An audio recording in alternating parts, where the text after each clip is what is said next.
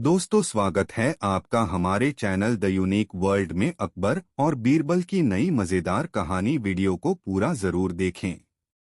दोस्तों, अकबर के राज्य में हरिनाथ नाम का एक व्यक्ति रहता था। हरिनाथ एक प्रतिभाशाली चित्रकार था। वह चित्र बनाकर अपना जीवन व्यतीत करता था। क्योंकि वह चित्रकारी में बहुत अच्छा था, इसलिए वह पूरे राज्य में प्रसिद्ध था। दूर दराज के क्षेत्रों के अमीर लोग उससे अपना चित्र बनाने का आग्रह करते थे।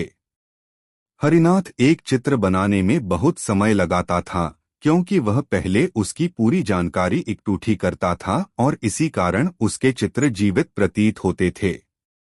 परंतु वह बहुत पैसे नहीं कमा पाता था और कमाया हुआ अधिकतर धन चित्र बनाने के लिए कच्चे माल की खरीद में खर्च हो जाता था। एक दिन एक अमीर व्यापारी ने हरिनाथ को एक चित्र बनाने के लिए आमंत्रित किया। हरिनाथ इस उम्मीद से व्यापारी के घर गया कि यह उसे उसके काम के 8-6 पैसे दे देगा। वह कुछ दिनों के लिए वहां रुका और उसने व्यापारी को अपनी चित्रकारी से संतुष्ट करने के लिए कड़ी मेहनत की। किंतु व्यापारी एक कंजूस व्यक्ति था। जब कुछ दिनों की कड़ी मेहनत के बाद चित्र पूरा हो गया, तब हरिनाथ उसे व्यापारी के पास ले गया। कंजूस व्यापारी ने मन में सोचा, यह चित्र तो वास्तव में बहुत अच्छा है, किंतु यदि मैंने इसकी सुंदरता की तारीफ करी तो मुझे हरिनाथ को सोने के से सिक्के अदा करने होंगे। इसलिए व्यापारी ने चित्र में गलतियां ढूंढनी शुरू कर दी। उसने कहा, तुमने इसमें मेरे बाल सफेद कर दिए और मुझे ऐसा दिखा दिया कि मैं बूढ़ा हो गया हूं। मैं इसका भुगतान नहीं करूंगा। हरिनाथ हैरान रह गया। वह नहीं जानता था कि व्यापारी उसे चित्रकारी के पैसे नहीं देना चाहता था, इसलिए चित्र में गलतियां ढूंढ रहा है। हरिनाथ ने कहा, मेरे मालिका, यदि आप चाहें तो मैं यह चित्र दोबारा बना देता हूं। इसलिए उसने सफेद बालों को ढक दिया। किंतु व्यापारी ने जब दोबारा बने चित्र को देखा वह उसमें और गलतियां निकालने लगा। उसने कहा, इसमें तो मेरी एक आंख दूसरी आंख से छोटी है। मैं तुम्हें इस बकवास चित्र के लिए कोई भुगतान नहीं करूंगा। हरिनाथ ने फिर से चित्र को सुधारने की पेशकश की। चित्र बनाने के लिए कुछ समय मांगकर वहां से चला गया।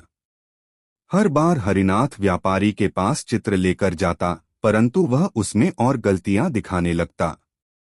अंत में जब हरिनाथ व्यापारी से थक गया, तब वह बीरबल के पास सहायता मांगने गया। बीरबल ने हरिनाथ से कहा कि वह व्यापारी को बीरबल के घर आने के लिए निमंत्रण दे आए।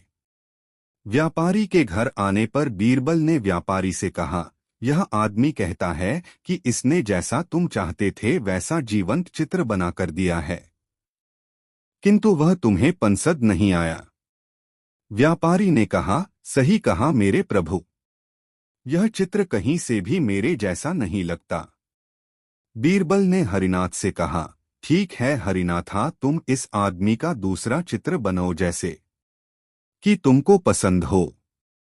फिर वह व्यापारी की ओर घूमा और बोला, कृपया आप कल आना और अपना चित्र प्राप्त कर लेना, किंतु आपको 1000 सोने के सिक्के अदा करने होंगे, क्योंकि मैंने देखा है कि हरिनाथ जब कोई चित्र बनाता है तो उसमें कोई लगती नहीं होती। व्यापारी ने सोचा, चित्रकार एक दिन में जो चित्र बनाएगा उसमें बहुत गलतियां होंगी। मुझे गलतियां ढूंढने में ज्यादा मेहनत नहीं करनी पड़ेंगी। अगले दिन जब वह व्यापारी आया तो बीरबल उसे एक कमरे में ले गया। कमरे में एक चित्र रखा था। वह कपड़े से ढका हुआ था। जब व्यापारी ने कपड़ा हटाया तो वह आश्चर्यचकित रह गया। यह एक चित्र नहीं बल्कि शीशा था।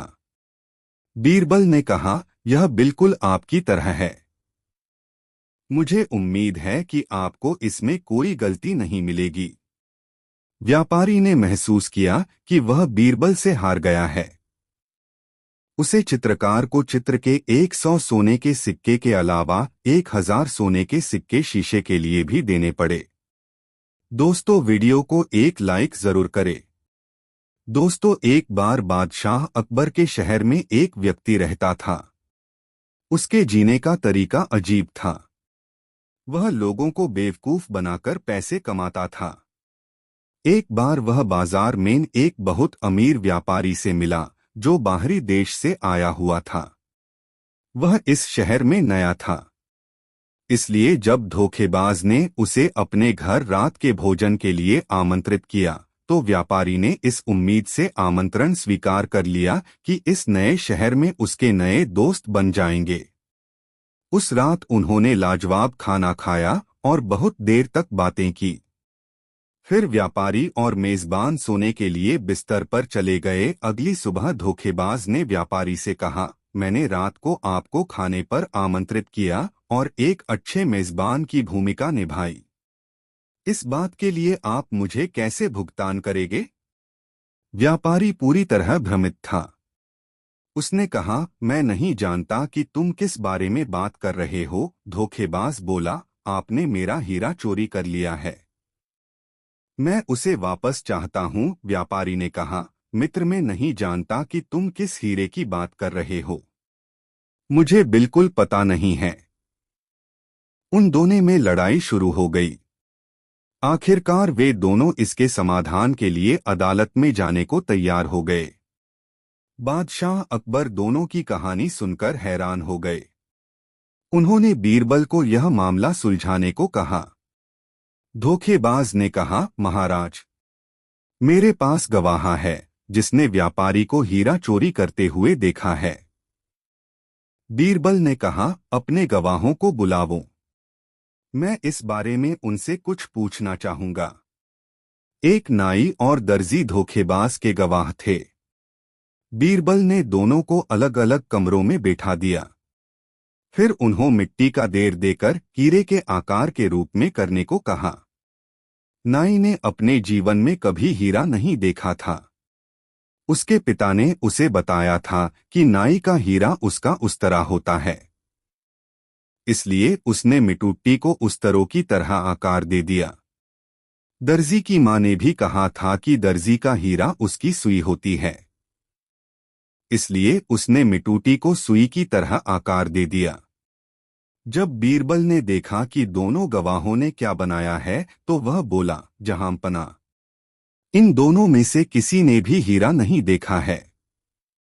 तो कैसे इन दोनों ने व्यापारी को हीरा चोरी करते हुए देखा है? यह कहानी झूठी है। व्यापारी निर्दोष है। यह साबित होता है कि धोखेबाज ने नाई और दर्जी को झूठे गवाह बनने के लिए रिश्वत दी है। व्यापारी खुशी से वापस अपने घर चला गया, जबकि धोखेबाज को कैदखान में डाला दिया गया। दोस्तों, वीडियो को एक लाइक जरूर करें। दोस्ती, बहुत समय पहले बादशाह अकबर के राज्य में यूसुफ नमक एक युवक रहता था। उसका कोई दोस्त नहीं था, क्योंकि सभी उससे नफरत करते थे। सभी उसका मजाक उड़ाते थे और जब वह सड़क पर चलता तो सब उस पर पत्थर फेंकते थे। यूसुफ का जीवन दयनीय था। सभी सोचते थे कि वह बहुत ही बदनसीब है। लोग तो यहाँ तक कहते थे कि यूसुफ के चेहरे पर एक नजर डालने से दिखाने वाले व्यक्ति पर भी बदनसीबी आ सकती है। इस प्रकार भले ही लोग यूसुफ से नफरत कराते थे, पर उसकी कहानी दूरदराज तक प्रसिद्ध थी। यह अफवाहें अकबर के कानों तक भी पहुंची। वह जांचना चाहता था कि क्या लोगों का कहना सच है है। उन्होंने यूसुफ को दरबार कादर में बुलाया और उससे विनम्रता से बात की। लेकिन उसी वक्त एक दूत ने दरबार में आकर अकबर को सूचित किया कि बेगम गंभीर रूप से बीमार हैं। उस दूत ने कहा, जहांपना, आपसे अनुरोध है कि आप तुरंत रानी साहिबा के कक्ष में चले। रानी साहिबा बेहोश हो गई हैं और चिकित्सकों को इसका कारण समझ नहीं आ रहा है। अकबर बेगम के पास भागे। वे पूरी दोपहर उनके बिस्तर के बगल में बैठे रहे। शाम को जब रानी साहिबा फिर से बेहतर महसूस करने लगी, तब अकबर दरबार में लौट आए। यूसुफ अभी भी उनका इंतजार कर रहा था। यूसुफ को देखते ही अकबर को गुस्सा आ गया। वे गरले तो सारी अफवाहें सच है। तुम वास्तव में मनहूस हो, तुमने बेगम को बीमार बना दिया है। उसने जेल के पहरेदारों को यूसुफ को ले जाने का आदेश दे दिया। बेचारे यूसुफ के पास और कोई चारा नहीं था। वह जोर से चिल्लाया और पहरेदारों से छोड़ने की विनती की। बादशाह का निर्णय बहुत अनुचित था, लेकिन दरबार में कोई भी सम्राट के विरोध में कुछ भी कहने की हिम्मत नहीं कर पाया। अचानक बीरबल वहां गया जहां यूसुफ खड़ा हुआ था और उसके कान में कुछ फुसफुसाया। यूसुफ बादशाह के सामने झुककर बोला, जहां पनाह में कैदखाने में जाने को तैयार हूं, पर आप मेरे एक सवाल का जवाब दीजिए। यदि मेरे चेहरे को देखकर रानी बीमार हो गई हैं, तो मेरा चेहरा आपने भी देख है, तो आप बीमार क्यों नहीं हुए? अकबर को अपनी गलती का एहसास हो गया। उसने यूसुफ को जाने दिया और खजाने में से सोने का एक थैला उसे भेंट किया। एक बार फिर दरबार में बैठे लोगों ने बीरबल के ज्ञान और बुद्धि की प्रशंसा की। दोस्तों, अकबर के शहर फतेहपुर सिकरी में सर्दियों के दौरान काफी ठंड पड़ती थी। एक बार बादशाह ने यह घोषणा करवा दी कि वह सोने के 1000 सिक्के उसे देंगे जो शाही महल के बाहर स्थित ठंडी झील में पूरी रात खड़े होने की हिम्मत करेगा। कई दिनों तक अकबर के पास कोई भी नहीं आया। फिर एक दिन एक गरीब ब्राह्मण दरबार में आया। अकबर उस गरीब आदमी को देखकर हैरान रह गए। वह बहुत कमजोर और बीमार था। अकबर ने पूछा, तुम काफी कमजोर और बीमार हो, तुम इस मुश्किल चुनौती को क्यों लेना चाहते हो?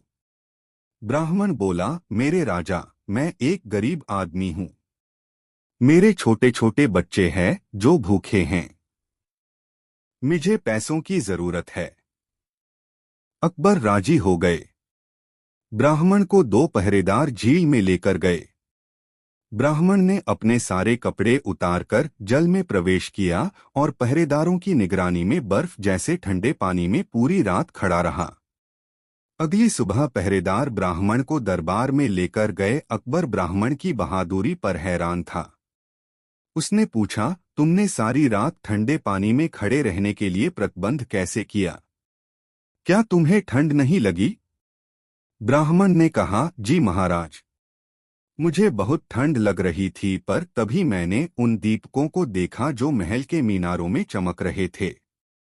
मैं सारी रात उन्हें देखता रहा और उन्होंने मुझे गर्म रखा। जब अकबर ने यह सुना तो वह ब्राह्मण से बोला, दीपक ने सारी रात तुम्हें गर्म रखा है। यह तो धोखेबाजी है। तुमने अपना कार्य ईमानदारी से नहीं किया। तुम्हें कोई सोना नहीं मिलेगा। और उसने पहरेदारों को आदेश दिया कि वे ब्राह्मण को दरबार से बाहर निकाल दें। गरीब ब्राह्मण बहुत परेशान था। वह जानता था कि बादशाह ने उसके साथ अन्याय किया है, लेकिन बादशाह के साथ तर्क कौन करता? वह दुखी होकर घर चला गया। जब यह सब हुआ तब बीरबल दरबार में उपस्थित था। उसने सोचा, बादशाह बहुत मनमानी कर रहे हैं। मुझे उन्हें सबक सिखाना चाहिए ताकि ब्राह्मण को वह सोने मिल सके जिसका वह हकदार है। बीरबल अकबर के पास गए और सम्मान के साथ झुककर कहा, जहां पनाह, मैंने अपने मित्रों के लिए एक दावत का आयोजन किया है। मैं आपको और सभी मंत्रियों को आमंत्रित करना चाहता हूं। कृपया आज शाम को दावत के लिए मेरे घर पर पधारें। अकबर यह सुनकर बहुत खुश हुआ। शाम को अकबर ने खबर भिजवाई कि वे आ रहे हैं, परंतु बीरबल ने कहला भेजा कि अभी खाना तैयार नहीं हुआ है। जब तैयार हो जाएगा तो खबर भेज दूंगा। जब बहुत देर तक खबर नहीं आई तो अकबर स्वयं अपने मंत्रियों के साथ बीरबल के घर पहुंच गया। पर जब उन्होंने बीरबल को घर के आंगन में देखा तो वे हैरान रह गए। बीरबल थोड़ी सी आग जलाकर उसके पास बैठा हुआ था, जबकि जो बर्तन आग पर होना चाहिए था वह एक पेड़ की एक शाखा पर ऊंचा लटक रहा था। अकबर ने बीरबल से पूछा, तुम्हें क्या लगता है कि तुम क्या कर रहे हो? बीरबल ने कहा, जिल्ले सुभानी, मैं हम सभी के लिए स्वादिष्ट खिचड़ी बना रहा हूं इस बात पर। बादशाह जोर से हंसने लगे। उन्होंने कहा, मूर्ख, तुम्हें क्या लगता है आग से गर्मी खिचड़ी तक पहुंच जाएगी? तुमने बर्तन ऊंची शाखा पर रख दिया है। बीरबल ने कहा, महाराज, आग की गर्मी बर्तन तक उसी प्रकार पहुंच जाएगी जिस प्रकार महल के दीपक से गर्मी उस दिन गरीब ब्राह्मण तक पहुंची थी। अकबर ने हंसना बंद कर दिया। उन्हें एहसास हो गया कि बीरबल क्या कहना चाहता है। अगले दिन उन्होंने ब्राह्मण को बुलाया और वादे के अनुसार उसे 1000 सेने के सिक्के दिए। ब्राह्मण ने बादशाह का आभार व्यक्त किया और आशीर्वाद दिया। अकबर ने बीरबल को देखा तो बीरबल मुस्करा दिए। दोस्तों, कहानी कैसी लगी कमेंट में जरूर बताएं। हाथी का पा। दोस्तों, बादशाह अकबर और बीरबल में प्रायः नोकझोंक हुआ करती थी, लेकिन एक दिन उन दोनों के बीच किसी बात पर झगड़ा हो गया। बीरबल को गुस्सा आ गया और वह रूठकर दिल्ली से 15-20 कोस दूर एक गांव में अपना नाम छिपाकर रहने लगा। गांव का पटेल भगवत सिंह भाटी राजपूत था। वह बड़ा दयालु था। जो कोई परदेशी उस गांव में आता वह उसकी बड़ी आवभगत करता था। बीरबल भी उसके गांव में बड़े आराम से दिन बिताने लगा। बीरबल के चले जाने के बाद अकबर बादशाह ने उसकी जगह अपने साले को नियुक्त कर दिया। यह बात यद्यपि अकबर बादशाह को नापसंद थी, परंतु बेगम को खुश करने के लिए उन्हें ऐसा करना पड़ा। उसको दीवान के पद पर नियुक्त हुए अभी 10 दिन भी नहीं हुए थे कि शहर में अव्यवस्था फैल गई। लोग आपस में लड़ने झगड़ने लगे। न्याय की परिपाटी बिल्कुल बिगड़ गई। चारों ओर से शिकायतें आने का तांता लग गया। अब अकबर बादशाह ने अपने साले की बुद्धि की परीक्षा लेकर बेगम और अन्य लोगों को कुछ दिखाने का विचार किया। वे नए दीवान को साथ लेकर पीर साहब की दरगाह पर गए। लौटते समय उन्होंने धूल में हाथी के पैर का एक चिन्ह देखा। अकबर ने दीवान को हुक्म दिया कि 3 दिन तक इस चिन्ह की स्वयं रक्षा करो। इतना कहकर अकबर बादशाह तो अपने महल चले गए और नया दीवान हाथी के पैर के चिन्ह का पहरा देने लगा। सारा दिन इसी प्रकार बीत गया। दूसरे दिन भी उसको खाने के लिए कुछ नहीं मिला। इस प्रकार 3 दिन तक लगातार भूखे रहने और जागने से दीवान बहुत कमजोर हो गया। चौथे दिन उसने अकबर बादशाह के पास जाकर उस चिन्ह की रक्षा करने का सविस्तार वर्णन सुनाया, जिसे सुनते ही अकबर बादशाह ने उसकी बुद्धि की थाह पाली। कुछ समय बाद अकबर बादशाह ने बीरबल की खोज लगाने का विचार किया। इसके लिए उन्होंने गांव-गांव में यह आदेश भेज दिया कि दिल्ली में सरकारी कुएं का विवाद है, इसलिए अपने गांव के सब कुओं को लेकर जो जमींदार नहीं आएगा उस पर 10,000 रुपये जुर्माना किया जाएगा। अकबर बादशाह की यह आज्ञा जिस गांव में बीरबल रहते थे वहां भी पहुंची। तब गांव का पटेल गांव वालों को एकत्रित कर बोला, अकबर बादशाह बड़ा मूर्ख है। कहीं कुएं भी एक जगह से दूसरी जगह ले जाए जा सकते हैं। अब बताओ क्या किया जाए? यदि अकबर बादशाह की आज्ञा का पालन नहीं होगा तो 10,000 रुपये दंड देने पड़ेंगे। उस समय बीरबल भी वहां मौजूद था। यह बात सुनकर उसने सोचा, अकबर बादशाह ने मेरी खोज के लिए यह तरकीब निकाली है। अब किसी तरह प्रकट होकर उनकी तरकीब सफल करना ही उचित है। ऐसा करने से मेरा और अकबर बादशाह दोनों का महत्व प्रकट होगा। यह सोचकर उन्होंने कहा, पटेल जी, आप किसी बात की चिंता न करें, तरकीब मैं बताऊंगा। आपने इतने दिन तक मुझे अपने गांव में शरण दी है, उसके बदले में मुझको भी तो कुछ देना चाहिए। आप मुझे और 2-4 अन्य आदमियों को साथ लेकर दिल्ली चलो। वहां नगर के बाहर डेरा डालकर अकबर बादशाह को कहलवा भेजो कि हम अपने कुओं को लेकर नगर के बाहर आ पहुंचे हैं। आप अपने कुओं को अगवानी के लिए भेजो। बिना अगवानी के हमारे कुएं नगर में नहीं घुसेंगे। इसका परिणाम यह होगा कि बादशाह कुएं लेकर तो आ नहीं सकेंगे, इसलिए वह हमारा बहुत सत्कार करेंगे। बीरबल की यह तरकीब सबको पसंद आई। उसी दिन बीरबल को साथ लेकर गांव के मुखिया दिल्ली की ओर रवाना हुए। वहां पहुंचकर वे नगर के बाहर ठहरे और बीरबल के कहने के अनुसार पटेल ने जाकर अकबर बादशाह से कहा, हम लोग अपने कुएं लेकर नगर के बाहर ठहरे हुए हैं, आप अपने कुओं को अगवानी के लिए भेजिए। यह सुनते ही अकबर बादशाह तुरंत ताड़ गए कि ऐसा जवाब बीरबल के अलावा कोई दे ही नहीं सकता। वह अवश्य ही इसी गांव में है। यह सोचकर उन्होंने पटेल से पूछा, तुम्हें यह बात किसने बताई, सच सच बताओ। पटेल ने कहा, थोड़े दिन पहले हमारे गांव में एक परदेशी आकर ठहरा था। उसी ने हमको यह युक्ति बताई और वह हमारे साथ आया भी है। अकबर बादशाह ने उसका हुलिया पूछा तो पटेल ने बीरबल की सूरत, चाल ढाल आदि के बारे में सब बातें बता दीं। इससे अकबर बादशाह को विश्वास हो गया कि वह अवश्य ही बीरबल है। फिर अकबर बादशाह ने हाथी घोड़े आदि बहुत सी सवारी बीरबल को लाने के लिए भेजा।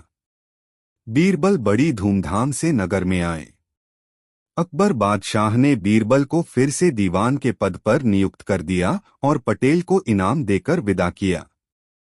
बीरबल के आने के बाद 8 दिन में ही सारे शहर का प्रबंध पहले के समान ठीक हो गया और किसी भी प्रकार की गड़बड़ नहीं हुई।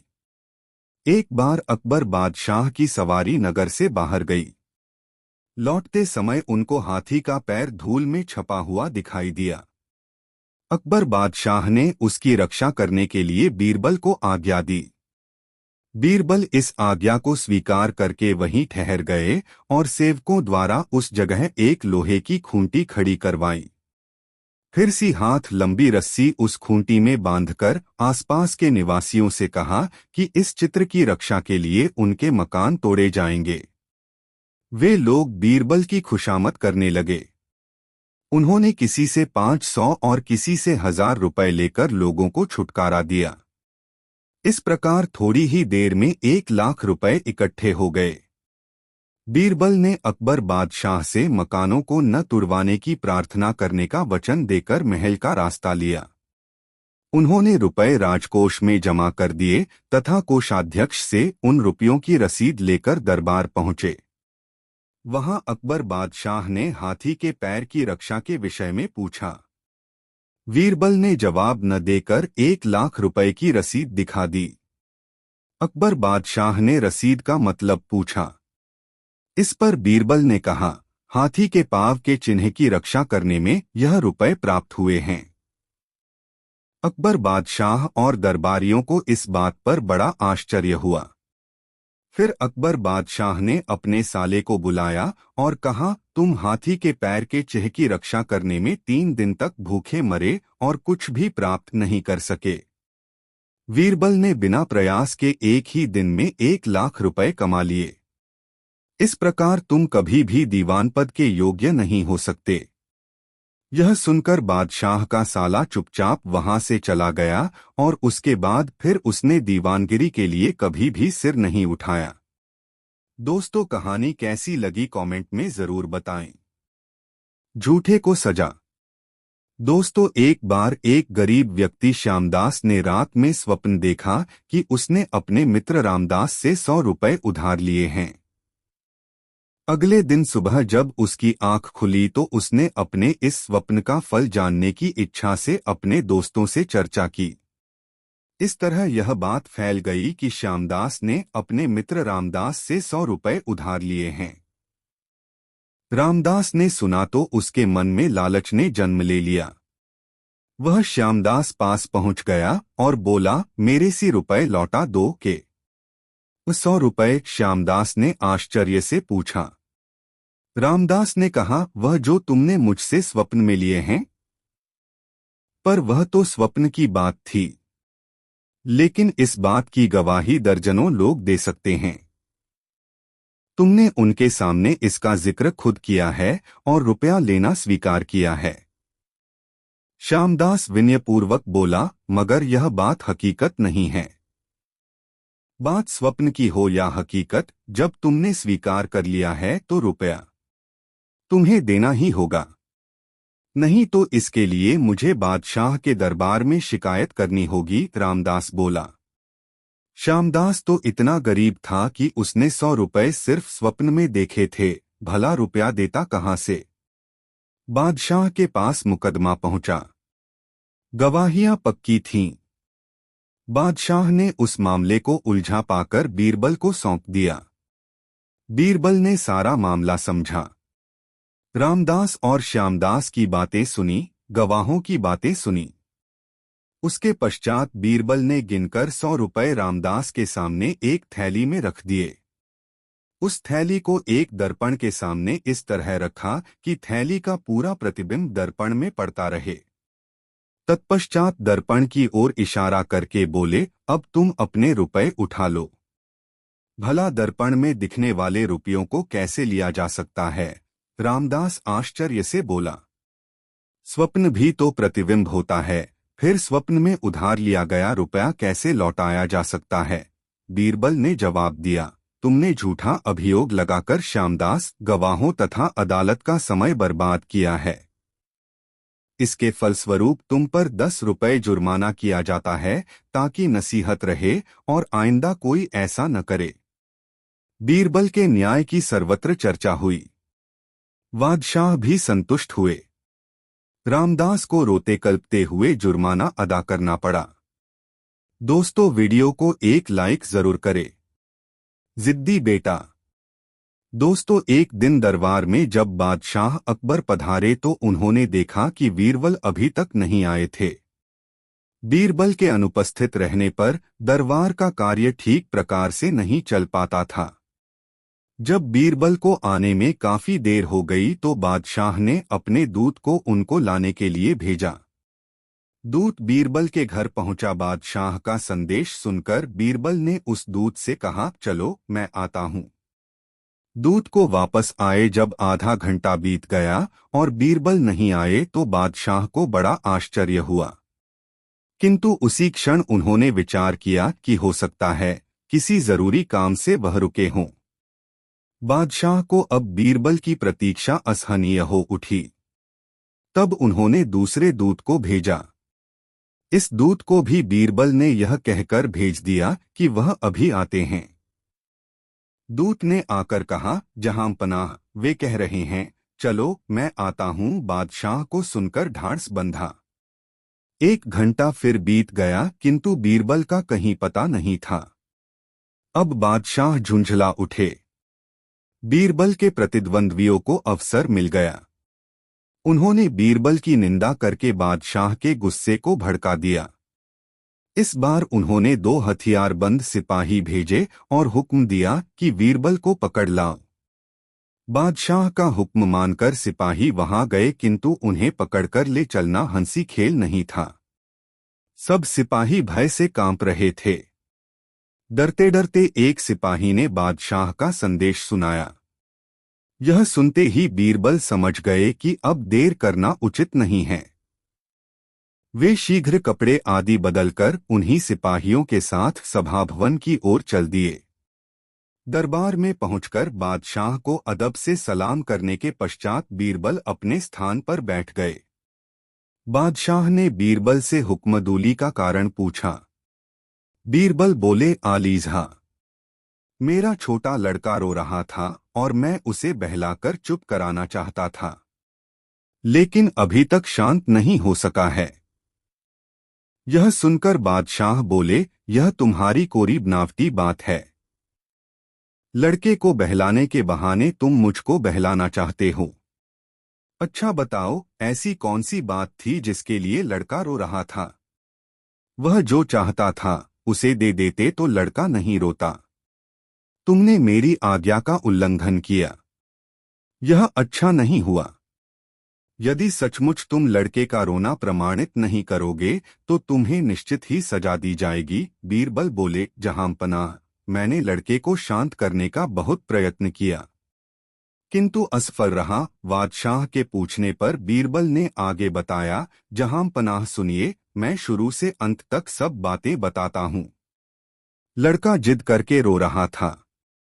मैंने उससे पूछा, बेटा क्या लेगा, क्यों रो रहा है? पहले तो उसने मेरी बातों को सुनी अनसुनी कर दिया। जब मैं लगातार पूछता रहा तो वह बोला गन्ना लूंगा।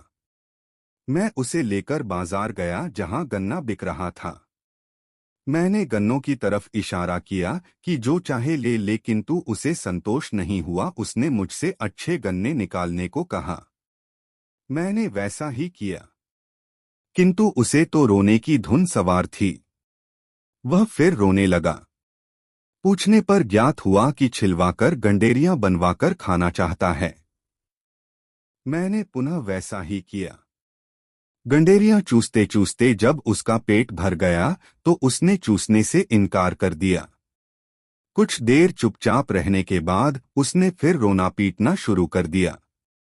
तब पूछने पर पता चला कि वह चूसी हुई गंडेरियों के छिलके को जोड़कर पहले जैसा ही गन्ना पाना चाहता है। मैंने बहुत समझाया बुझाया, पर सब बेकार था। लाचार होकर मैंने मजबूरी प्रकट की।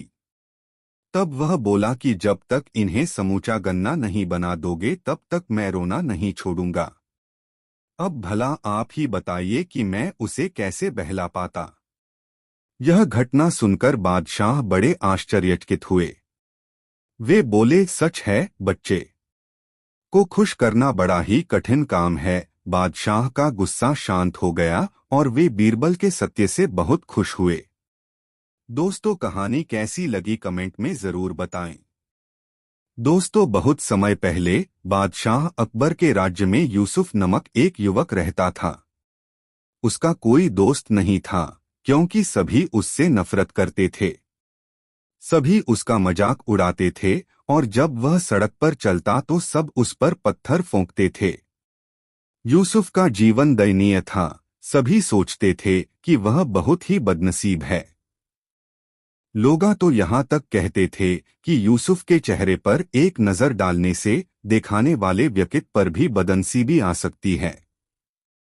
इस प्रकार भले ही लोग यूसुफ से नफरत कराते थे, पर उसकी कहानी दूरदराज तक प्रसिद्ध थी। यह अफवाहें अकबर के कानों तक भी पहुंची। वह जांचना चाहता था कि क्या लोगों का कहना सच है। उन्होंने यूसुफ को दरबार में बुलाया और उससे विनम्रता से बात की।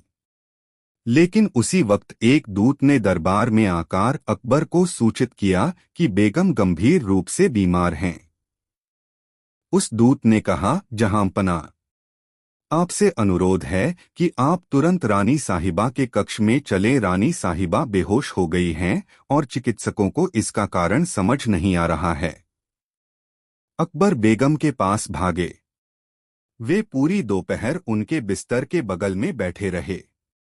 शाम को जब रानी साहिबा फिर से बेहतर महसूस करने लगी, तब अकबर दरबार में लौट आए। यूसुफ अभी भी उनका इंतजार कर रहा था। यूसुफ को देखते ही अकबर को गुस्सा आ गया। वे गरजे, तो सारी अफवाहें सच है। तुम वास्तव में मनहूस हो। तुमने बेगम को बीमार बना दिया है। उसने जेल के पहरेदारों को यूसुफ को ले जाने का आदेश दे दिया। बेचारे यूसुफ के पास और कोई चारा नहीं था। वह जोर से चिल्लाया और पहरेदारों से छोड़ने की नेकी विनती की। बादशाह का निर्णय बहुत अनुचित था, लेकिन दरबार में कोई भी सम्राट के विरोध में कुछ भी कहने की हिम्मत नहीं कर पाया। अचानक बीरबल वहां गया जहां यूसुफ खड़ा हुआ था और उसके कान में कुछ फुसफुसाया। यूसुफ बादशाह के सामने झुककर बोला, जहां पनाह में कैदखाने में जाने को तैयार हूं, पर आप मेरे एक सवाल का जवाब दीजिए। यदि मेरे चेहरे को देखकर रानी बीमार हो गई हैं, तो मेरा चेहरा आपने भी देख है, तो आप बीमार क्यों नहीं हुए? अकबर को अपनी गलती का एहसास हो गया। उसने यूसुफ को जाने दिया और खजाने में से सोने का एक थैला उसे भेंट किया। एक बार फिर दरबार में बैठे लोगों ने बीरबल के ज्ञान और बुद्धि की प्रशंसा की। दोस्तों, वीडियो को एक लाइक जरूर करें। दोस्तों, बादशाह अकबर को बहुत सारे शौक थे। उन्हें शतरंज खेलना और पतंग उड़ाना पसंद था। उन्हें अन्य देशों की कहानियों को सुनना भी पसंद था, लेकिन उनका पसंदीदा शौक घोड़ों का था, उसमें भी अच्छे घोड़ों का संग्रह करना था। एक दिन घोड़ों का एक व्यापारी महल में आया। उसके पास बेचने के लिए घोड़ों का एक समूह था। बादशाह बाहर आए और घोड़ों को देखा। बादशाह अकबर ने कहा, ये बहुत ही सुंदर घोड़ों हैं, मैं सारे खरीद लूंगा। क्या तुम्हारे पास और भी हैं? व्यापारी ने कहा, नहीं महाराज, पर यदि आप मुझे कुछ धन दे दें तो मैं अफगानिस्तान जाकर कुछ और घोड़े खरीद कर ले आऊंगा। अकबर ने घोड़ों के समूह के सारे घोड़े ले लिए और अफगानिस्तान से अधिक घोड़े लाने के लिए 200 सोने के सिक्के दिए। उन्होंने उसे पैसे दिए, लेकिन उससे कोई प्रश्न नहीं पूछा। यह भी नहीं पूछा कि उसका नाम क्या था, वह कहाँ से आया था या वह कहाँ रहता था। घोड़ों के व्यापारी ने पैसे लिए और वहां से चला गया। कई दिन बीत गए, घोड़ों का व्यापारी वापस नहीं लौटा। कुछ दिनों के बाद अकबर ने बीरबल से भारत में 10 सबसे बड़े मूर्खों की एक सूची बनाने के लिए कहा। बीरबल ने यह सूची तुरंत बनाकर बादशाह को सौंप दी। जैसे ही अकबर ने सूची को पढ़ना शुरू किया, वह हैरान रह गए और फिर बहुत क्रोधित हुए। बीरबल ने अकबर का नाम सूची में सबसे ऊपर लिखा था। बीरबल, यह क्या है? बादशाह चिल्लाए। मेरा नाम सूची में सबसे ऊपर क्यों है? जहांपनाह, ऐसा इसलिए क्योंकि आप सभी लोगों में सबसे बड़े मूर्ख हैं, बीरबल ने कहा। तुम्हारी इतनी हिम्मत कैसे हुई? अकबर ने बीरबल के शब्दों से आहत होते हुए कहा। बीरबल ने आगे कहा, महाराज, आपने एक अजनबी को इतना ज्यादा पैसा दे दिया और यह भी नहीं पूछा कि वह कौन था, कहां से आया था। क्या यह मूर्खता नहीं है? अकबर ने कहा, यदि वह आदमी घोड़ों के साथ वापस आ जाएगा तो क्या होगा? महाराज, यदि वह आदमी घोड़ों के साथ वापस आ जाएगा तो मैं सूची में सबसे ऊपर से आपका नाम हटा दूंगा और उसका नाम लिखा दूंगा, बीरबल ने कहा।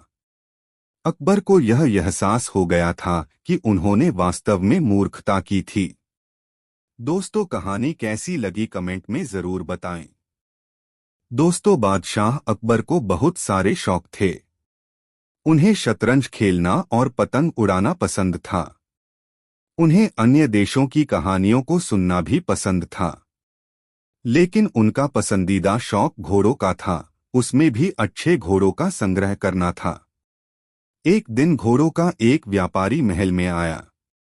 उसके पास बेचने के लिए घोड़ों का एक समूह था। बादशाह बाहर आए और घोड़ों को देखा।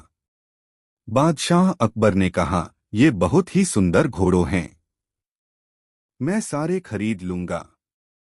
क्या तुम्हारे पास और भी हैं? व्यापारी ने कहा, नहीं महाराज, पर यदि आप मुझे कुछ धन दे दें तो मैं अफगानिस्तान जाकर कुछ और घोड़े खरीद कर ले आऊंगा। अकबर ने घोड़ों के समूह के सारे घोड़े ले लिए और अफगानिस्तान से अधिक घोड़े लाने के लिए 200 सोने के सिक्के दिए। उन्होंने उसे पैसे दिए, लेकिन उससे कोई प्रश्न नहीं पूछा। यह भी नहीं पूछा कि उसका नाम क्या था, वह कहाँ से आया था या वह कहाँ रहता था। घोड़ों के व्यापारी ने पैसे लिए और वहां से चला गया। कई दिन बीत गए, घोड़ों का व्यापारी वापस नहीं लौटा। कुछ दिनों के बाद अकबर ने बीरबल से भारत में 10 सबसे बड़े मूर्खों की एक सूची बनाने के लिए कहा। बीरबल ने यह सूची तुरंत बनाकर बादशाह को सौंप दी। जैसे ही अकबर ने सूची को पढ़ना शुरू किया, वह हैरान रह गए और फिर बहुत क्रोधित हुए। बीरबल ने अकबर का नाम सूची में सबसे ऊपर लिखा था। बीरबल, यह क्या है? बादशाह चिल्लाए। मेरा नाम सूची में सबसे ऊपर क्यों है? जहांपनाह, ऐसा इसलिए क्योंकि आप सभी लोगों में सबसे बड़े मूर्ख हैं, बीरबल ने कहा। तुम्हारी इतनी हिम्मत कैसे हुई? अकबर ने बीरबल के शब्दों से आहत होते हुए कहा। बीरबल ने आगे कहा, महाराज, आपने एक अजनबी को इतना ज्यादा पैसा दे दिया और यह भी नहीं पूछा कि वह कौन था, कहाँ से आया था। क्या यह मूर्खता नहीं है? अकबर ने कहा, यदि वह आदमी घोड़ों के साथ वापस आ जाएगा तो क्या होगा? महाराज, यदि वह आदमी घोड़ों के साथ वापस आ जाएगा तो मैं सूची में सबसे ऊपर से आपका नाम हटा दूंगा और उसका नाम लिखा दूंगा, बीरबल ने कहा। अकबर को यह एहसास हो गया था कि उन्होंने वास्तव में मूर्खता की थी। दोस्तों, बादशाह अकबर अक्सर बीरबल के साथ अपना आपा खो देते थे। ऐसे ही एक अवसर पर उन्होंने बीरबल को शाही दरबार छोड़ने को और कभी वापस न लौटने को कहा। इससे बीरबल को बहुत दुख हुआ और एक रात उसने किसी को बताए बगैर शहर छोड़ दिया। कुछ दिनों बाद अकबर को बीरबल की याद आने लगी। उन्हें एहसास हुआ कि वह बेचारे बीरबल पर कुछ ज्यादा ही कठोर हो गए थे। इसलिए अकबर ने अपने दूत को पास के गांव और शहर में उसे देखने के लिए भेजा। लेकिन अफसोस, दूतों में से कोई भी बीरबल को खोज नहीं पाया। अकबर ने सोचा, बीरबल ने अपना वेश बदल लिया होगा, इसलिए दूत उसे खोजने में असफल हो रहे हैं। बीरबल को खोजने का कुछ और ही रास्ता होना चाहिए। अकबर ने सभी शहर के राजाओं को निमंत्रण पत्र भेजने के लिए अपने मंत्रियों को आदेश दिया। निमंत्रण पत्र पढ़ने में बहुत अजीब था। मेरे राज्य का समुद्र शादी करना चाहता है।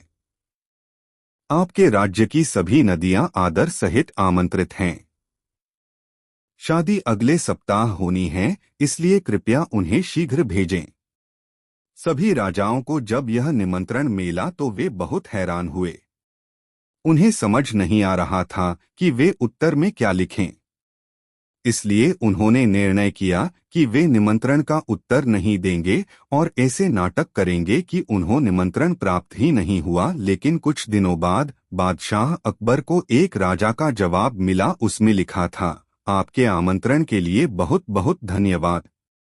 हम शादी के लिए अपनी नदियों को खुशी खुशी भेजना चाहते हैं, परंतु हमारी नदियों ने अनुरोध किया है कि समुद्र को उन्हें लेने के लिए आधे रास्ते आना होगा। यहाँ जवाब पढ़कर अकबर बाबूत देर तक बहुत जोर से हंसने लगे। फिर वह बीरबल को वापस आने का अनुरोध करने के लिए अपने सैनिकों के साथ उस राजा के शहर गए। अकबर ने सही अनुमान लगाया था। दरअसल बीरबल उसी राजा के साथ रह रहा था जिसने जवाब भेजा था। अकबर जब बीरबल से मिले तो बहुत खुश हुए। उन्होंने कहा, मैं आपको चोटें पहुंचाने के लिए माफी चाहता हूं। कृपया दरबार में लौट आइए। बीरबल भी यह देखकर बहुत खुश था कि बादशाह उसे लेने खुद आए हैं। उसने राजा को एक बड़ी विदाई देकर अकबर के साथ शहर छोड़ दिया।